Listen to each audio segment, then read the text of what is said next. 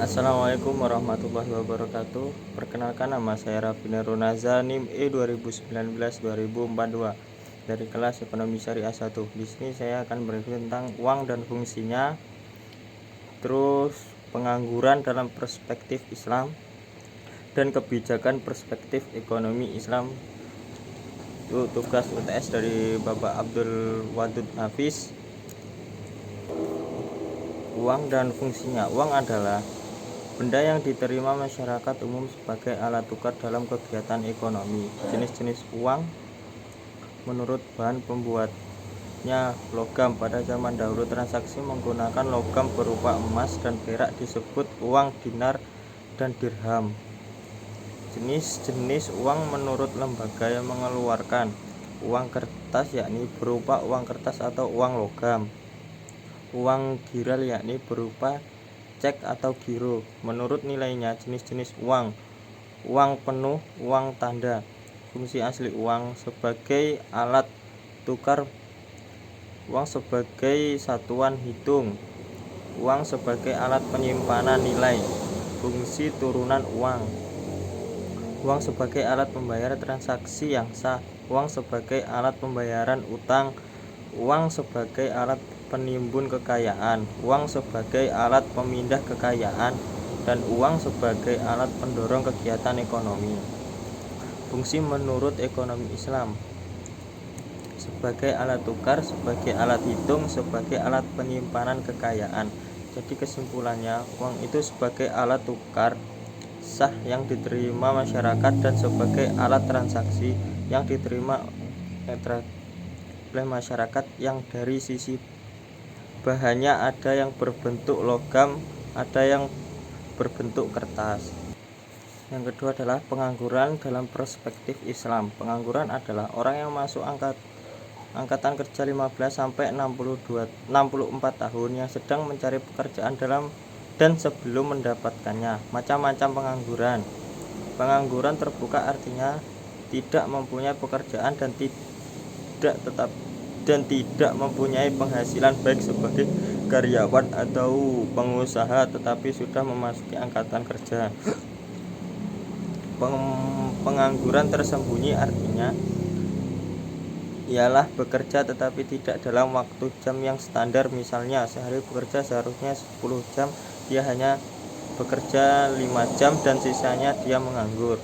Pengangguran musiman artinya ia bekerja pada bulan-bulan tertentu atau hari-hari tertentu. Contohnya bekerja di sektor pertanian. Bisa sektor pertanian bekerja pada musim tanam dan musim panen.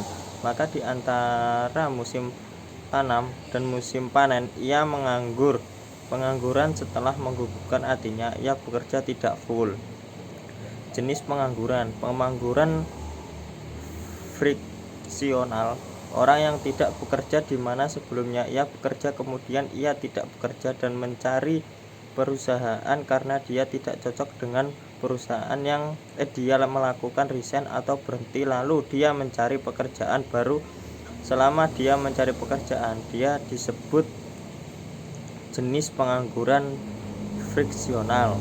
Pengangguran siklikal adalah pengangguran di mana diakibatkan di PHK. Contohnya perusahaan itu memproduksi sepatu tapi karena ada keadaan ekonomi tertentu bisa butuh karyawan 300. Karena produksi turun maka harus dikurangi karyawan menjadi 200.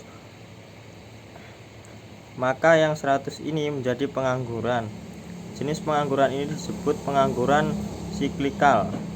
Pengangguran struktural bisa jadi disebut ekonomi seperti saat ini secara nasional bahkan internasional terjadi penurunan ekonomi karena adanya COVID sehingga banyak karyawan harus berhenti karena adanya produksi.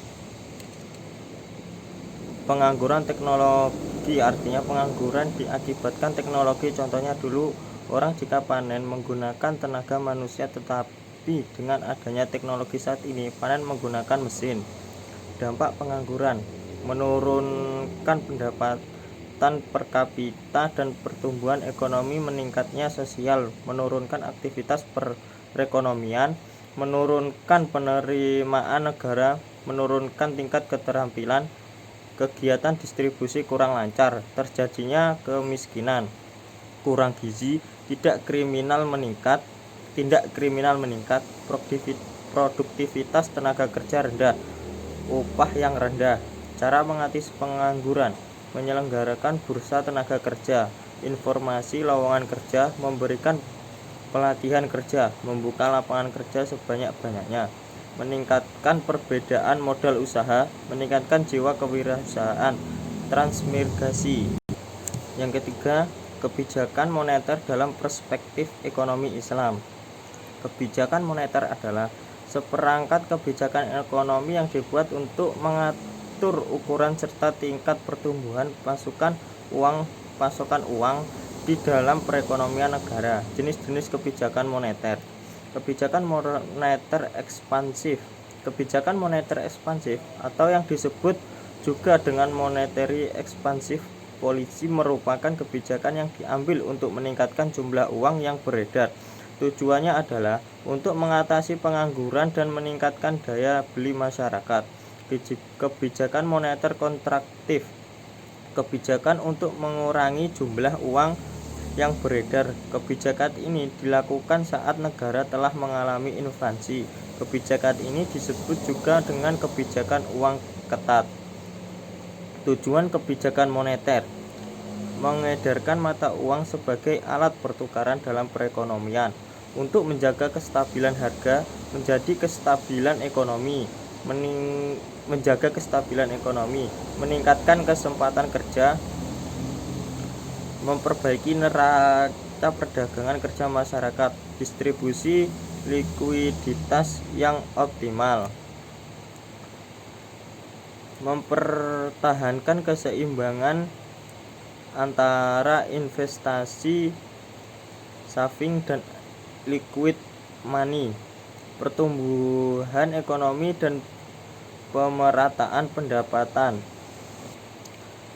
Beberapa mazhab instrumen kebijakan moneter dalam ekonomi Islam.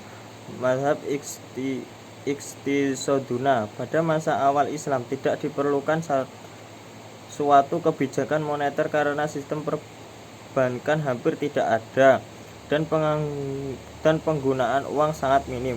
Jadi tidak ada alasan yang memadai untuk melakukan perubahan terhadap penawaran akan uang melalui diskriminasioner. Mazhab mainstream. Tujuan kebijakan moneter pemerintah adalah maksimalisasi alokasi sumber daya untuk kegiatan ekonomi produktif. Al-Quran melarang praktik penumpukan uang karena membuat uang tersebut tidak memberikan manfaat terhadap peningkatan kesejahteraan masyarakat.